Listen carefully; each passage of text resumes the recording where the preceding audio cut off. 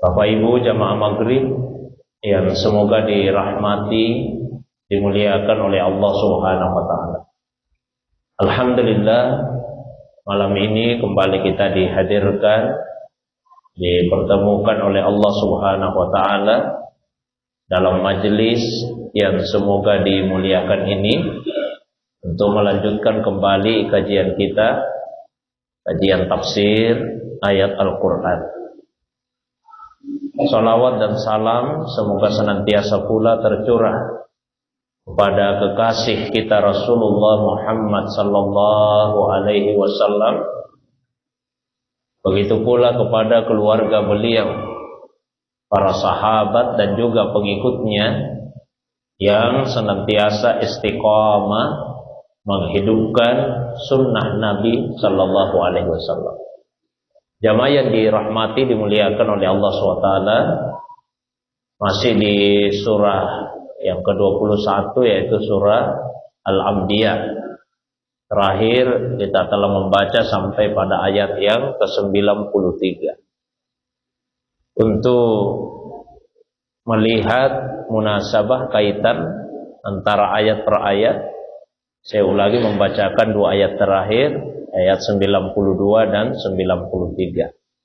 Allah SWT berfirman, Bismillahirrahmanirrahim, Inna hadhihi ummatukum ummatan wahidah wa ana rabbukum fa'budun. Inna hadhihi ummatukum, sesungguhnya ini semua adalah umatmu, umat yang satu. Wa ana rabbukum fa'budun, dan saya, kata Allah Subhanahu wa taala, adalah Tuhan kalian, maka beribadahlah hanya kepadaku. Jadi setelah rangkaian ayat-ayat yang sebelumnya menguraikan secara singkat kisah beberapa nabi, mulai dari Nabi Musa dan Nabi Harun, kemudian Nabi Ibrahim, begitu juga Nabi Ayyub, Nabi Ismail, Idris, Zulkifli, Nabi Zakaria, kemudian juga terakhir yaitu Nabi Yunus alaihi salam. Setelah nabi-nabi tersebut disebutkan nama-namanya, diuraikan kisahnya ya, secara singkat, maka kemudian Allah SWT menyampaikan, Inna hadhihi ummatukum ummatan wahidah. Sesungguhnya ini semua adalah umatmu, umat yang satu. Umat itu adalah satu kelompok yang memiliki kesamaan. Ketika ada sekelompok manusia atau sekelompok binatang misalnya, atau kelompok apa saja yang punya kesamaan, maka itu dinamakan dengan umat. Kalau dalam konteks manusia, ulama kita berbeda pendapat tentang berapa jumlah minimal, lalu kemudian bisa disebut sebagai satu umat. Ada ulama yang berpendapat minimal 100 orang, ada yang mengatakan minimal 40 orang. Itu baru disebut dengan satu umat. Intinya adalah sejak dari masa Nabi Nuh alaihissalam sampai kepada Nabi Muhammad sallallahu alaihi wasallam, semua manusia itu adalah umat yang satu. Ada juga yang memahami kata umat dalam ayat ini dengan makna agama.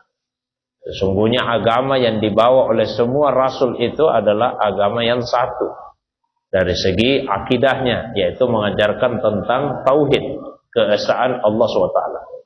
Maka Allah tegaskan, wa ana rabbukum fa'budun, dan saya, Tuhan kalian, beribadahlah kepadaku. Saya pernah jelaskan beberapa kali bahkan bahwa ketika Allah SWT menggunakan kata saya, karena sering juga di Quran menggunakan kata kami, nah, ketika menggunakan kata saya, damir, kata ganti yang menunjukkan satu, itu untuk menunjukkan tidak ada keterlibatan yang lain. Satu-satunya hanyalah Allah Subhanahu wa taala saja. Nah, ibadah itu hanya boleh ditujukan kepada Allah. Allah SWT mengatakan, saya Tuhan kalian. Beda misalnya dengan pemberian rezeki. Allah menyatakan, nahnu narzuqukum. Kami yang memberi rezeki kepada kalian. Karena pemberian rezeki itu melibatkan yang lain. Allah memberikan kepada kita rezeki melalui perantara-perantara. Begitu juga dengan turunnya Al-Quran dan pemeliharaan Al-Quran. Inna nahnu nazzalna dzikra wa inna lahu lahafizun. Kami yang menurunkan Al-Quran, kami yang memeliharanya. Karena turunnya Al-Quran melibatkan yang lain, melibatkan Jibril. Pemeliharaan Al-Quran juga melibatkan manusia. Tapi dalam konteks ibadah hanya boleh ditujukan kepada Allah Subhanahu wa taala saja. Maka Allah menggunakan dhamir kata ganti yang menunjukkan satu. Dan saya Tuhan kalian beribadah hanya kepada Aku saja, tidak boleh kepada yang lain. Meskipun semua rasul yang diutus oleh Allah SWT membawa ajaran dasar yang sama, tapi kemudian manusia wataqatta'u amrahum bainahum. Mereka kemudian memotong-motong, memecah-mecah urusan mereka di antara sesama mereka di urusan agama. Ya, dua tafsir ulama kita. Ada ulama yang menafsirkan mereka memotong-motong artinya membuat kelompok-kelompok, golongan-golongan yang banyak. Ada juga ulama yang memaknai bahwa mereka membagi-bagi ajaran agama ini. Ada yang dipakai, ada yang tidak dipakai.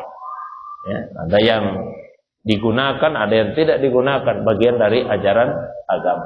Jadi melaksanakan ajaran agama secara parsial, tidak secara utuh. Maka Allah SWT mengingatkan, kullun ilaina raji'un. Ya, padahal kalian semua hanya kepada kami saja kembalinya, tidak kembali kepada yang lain. Nah, setelah disampaikan hal tersebut, bahwa semua manusia akan kembali kepada Allah SWT, maka ayat yang berikutnya menegaskan tentang bekal apa yang semestinya dibawa ketika hendak kembali kepada Allah SWT. Allah berfirman di ayat 94, "Faman ya'mal minas solihati wa huwa mu'min, fala kufrana lisa'ihi, fala kufrana lisa'ihi, wa inna lahu katibun." Maka siapa yang melakukan amal soleh dan dia beriman, maka tidak ada pengingkaran terhadap usahanya itu. Dan sesungguhnya kami terhadap amalnya benar-benar akan mencatat. Berarti ada dua persyaratan, sehingga amal itu dicatat sebagai satu kebaikan. Satu, harus amal yang soleh. Dan yang kedua didasari oleh iman. Maka sekalipun ada yang melakukan perbuatan yang dinilai baik, tapi kalau yang melakukannya tidak beriman, maka itu tidak akan mendatangkan manfaat di akhirat kelak. Biasa ada yang bertanya, ada orang ya baik sekali, sering membantu orang yang hidup dalam kekurangan, membantu korban bencana, macam-macam kebaikannya, tapi dia bukan orang Islam. Bagaimana nanti statusnya di hari kemudian? Ya meskipun dia banyak melakukan kebaikan dalam ukuran duniawi, akan tetapi karena tidak didasari oleh iman yang benar, maka tidak ada manfaatnya di hari kemudian kelak. Sebaliknya juga ada orang yang beriman, tapi dia tidak melakukan amal saleh, maka imannya itu adalah iman yang rapuh. Ya, iman yang rapuh, iman yang goyah. Karena mestinya iman yang ada dalam hati kemudian melahirkan perbuatan nyata. Jadi siapa yang melakukan amal soleh dan amal soleh itu didasari oleh iman yang kokoh, yang kuat di dalam hatinya, maka tidak ada kesia-siaan, tidak ada pengingkaran atas apa yang dia lakukan. Wa inna lahu katibun. Kami akan mencatat. Nah, sini digunakan kami mencatat. Karena dalam pencatatan amal bukan Allah sendiri yang mencatat, tapi pencatatan amal itu dilakukan oleh para malaikat. Beda tadi. Ibadah kepada Aku hanya kepada Allah saja. Maka digunakan saya, Tuhan kalian beribadah hanya kepada Aku.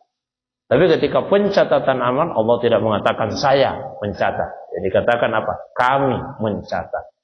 Karena pencatatan amal itu melibatkan para malaikat. Bukan Allah sendiri yang mencatat perbuatan manusia, tapi melalui perantaraan para malaikat.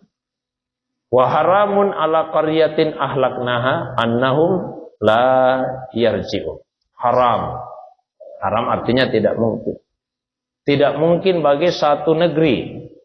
Satu negeri yang dimaksud adalah penduduk negeri yang telah kami binasakan.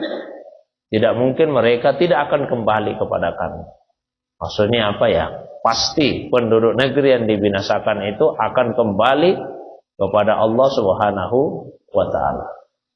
Ada juga ulama yang memaknai la yarji'un di sini ya tidak sadar, tidak kembali kepada kesadarannya. Banyak manusia meskipun sudah diperlihatkan aneka macam hukuman, siksaan azab, tapi tidak membuat mereka sadar. Hatta idza futihat ya'juju wa ma'juju wa hum min kulli hadabin yansilun. Sampai ketika Ya'juj dan Ma'juj, dua bangsa perusak. Yang dimaksud di sini adalah tembok Ya'juj dan Ma'juj yang dulu dibangun oleh Zulkarnain. Tapi ketika tembok tersebut sudah terbuka, ya, sudah roboh. Lalu mereka, Ya'juj dan Ma'juj, dua bangsa perusak tersebut, turun dengan cepat dari tempat-tempat yang tinggi untuk kemudian membinasakan ya, kelompok manusia yang lainnya. Pada saat itulah mereka kemudian tersadar. Waqtarabal wa'du al-haq. Maka janji Allah yang benar maksudnya adalah hari kiamat. Itu artinya sudah dekat.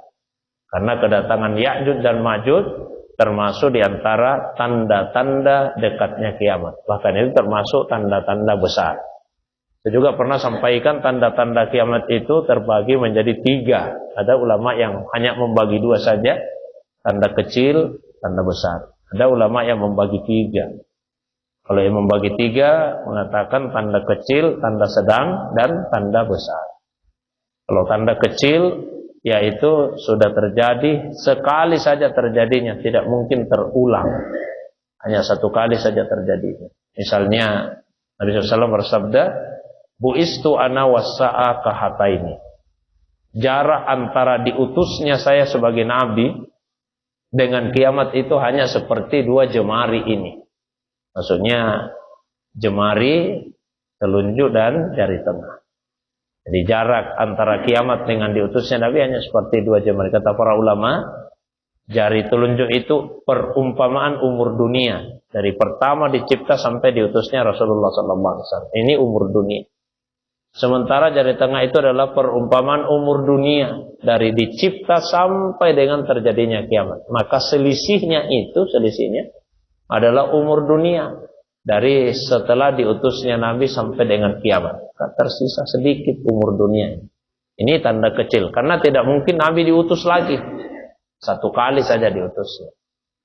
Begitu juga dengan peristiwa terbunuhnya Utsman bin Affan. Itu sudah diberitakan oleh Nabi secara isyarat. Dan itu pasti hanya 1 kali saja terjadi. Ada tanda sedang. Tanda sedang itu terjadi berulang-ulang terjadinya. Kalau tanda kecil hanya sekali kejadiannya, tanda sedang terjadi berulang-ulang.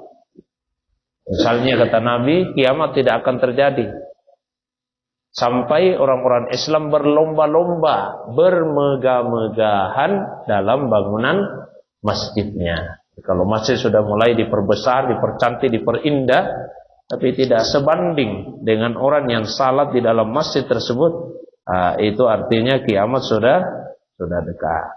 Ya. Kemudian yang berikutnya, ya, juga disebutkan bahwa kiamat tidak akan terjadi ya, selama sampai orang-orang yang salat di masjid dorong-mendorong. Tidak ada yang mau jadi imam. Bukan karena saling menghormati, tapi semua merasa tidak bisa jadi imam salat. Nah, itu diantara tanda-tanda sedangnya kiamat. Sama juga Nabi sampaikan bahwa menjelang kiamat para pendusta yang dikasih kepercayaan, orang yang jujur selalu didustakan.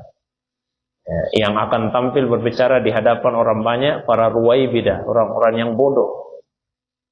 Jadi mereka sesat dan menyesatkan orang lain. Itu tanda-tanda sedang. Tanda besar diantaranya disebutkan dalam ayat ini. Ya, hatta idza futihat Ya'juj wa Ma'juj, sampai ketika tembok Ya'juj dan Ma'juj itu terbuka. Lalu mereka kemudian menghancurkan, memporak-porandakan banyak negeri yang ada di dunia. Pada saat itu dekatlah kiamat. Fa idza hiya sahisatul absar, mata-mata mereka terbelalak. Ya, sahisatul absarul ladzina kafaru, mata-matanya orang-orang kafir itu terbelalak melihat itu semua. Barulah sadar. Ya wailana qad kunna fi ghaflatin min hadza bal kunna zalimin. Celakalah kita. Sungguh kita sebelumnya benar-benar berada dalam kelalaian. Bahkan kita telah melakukan kezaliman. Innakum wa ma ta'buduna min dunillahi hasabu jahannam. Sesungguhnya kalian dan apa yang kalian sembah selain Allah itu akan menjadi bahan bakarnya neraka jahanam. Antum laha waridun. Antum, kamu pasti akan masuk ke dalamnya. Innakum wa ma ta'budun. Kalian dan apa yang kalian sembah selain Allah akan menjadi bahan bakarnya neraka jahanam. Pernah ada yang mendatangi Nabi Shallallahu Alaihi Wasallam memprotes ayat ini karena dikatakan kalian dan apa yang kalian sembah selain Allah. Ditanyakan, bagaimana dengan Nabi Isa misalnya?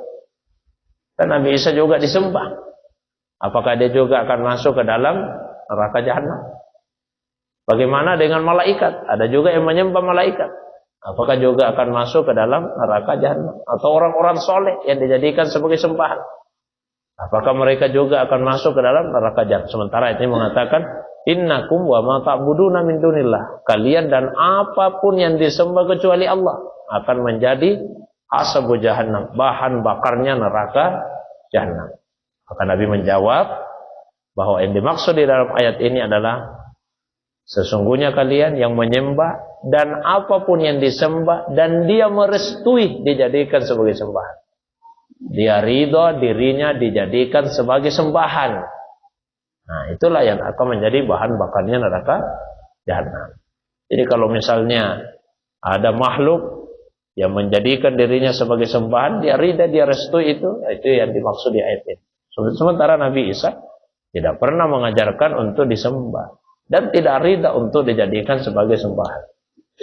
Itu diceritakan nanti dari kemudian dan ditanya, a anta qulta lin-nasi ittakhizuni wa ummiya ilahaini min dunillah.